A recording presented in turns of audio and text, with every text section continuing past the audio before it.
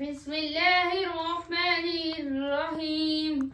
تبارك الذي بيده الملك وهو على كل شيء قدير، الذي خلق الموت والحياة ليبلوكم أيكم أحسن عملا وهو العزيز الغفور، الذي خلق 7 سماوات طباقا ما ترى في خلق الرحمن من تفاوت، فارجع البصر هل ترى من فطور، ثم ارجع البصر كرتين ينقلب إليك البصر خاسئا وهو عسير، ولقد زينا السماء الدنيا بمصابيح وجعلناها رجوما للشياطين وأعتدنا لهم عذاب السعير، وللذين كفروا بربهم عذاب جهنم وبئس المصير. إذا ألقوا فيها سمعوا لها شهيقا وهي تفور تكاد تميز من الغيظ، كلما ألقي فيها فوج سألهم خزنتها ألم يأتكم نذير، قالوا بلى قد جاءنا نذير فكذبنا وقلنا ما نزل الله من شيء إن أنتم إلا في ضلال كبير، وقالوا لو كنا نسمع أو نعقل ما كنا في أصحاب السعير، فاعترفوا بذنبهم فسحقا لأصحاب السعير.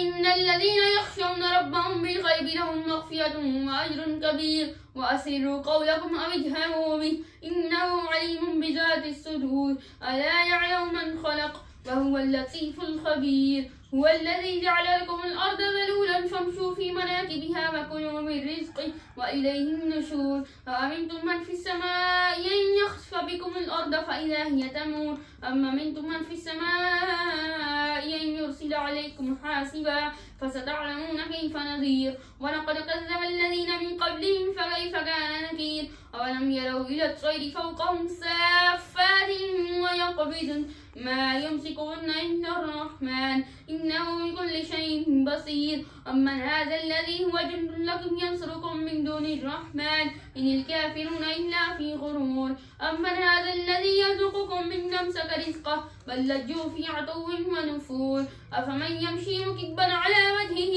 يهدى أمن يمشي سويا على صراط مستقيم. قل هو الذي ينشأكم وجعل لكم السمع والأبصار والأفئدة قليلا ما تشكرون. قل هو الذي زرعكم في الأرض وإليه تحشرون. ويقولون متى هذا الوعد إن كنتم صادقين. قل إنما العلم عند الله وإنما أنا نذير مبين. فلما رأوه زلفة سيئت وجوه الذين كفروا وقيل هذا الذي كنتم به تدعون. قل أرأيتم إن أهلكني الله ومن معي أو رحمنا فمن يجير الكافرين من عذاب أليم. قل هو الرحمن آمنا به وعليه توكلنا فستعلمون من هو في ضلال مبين.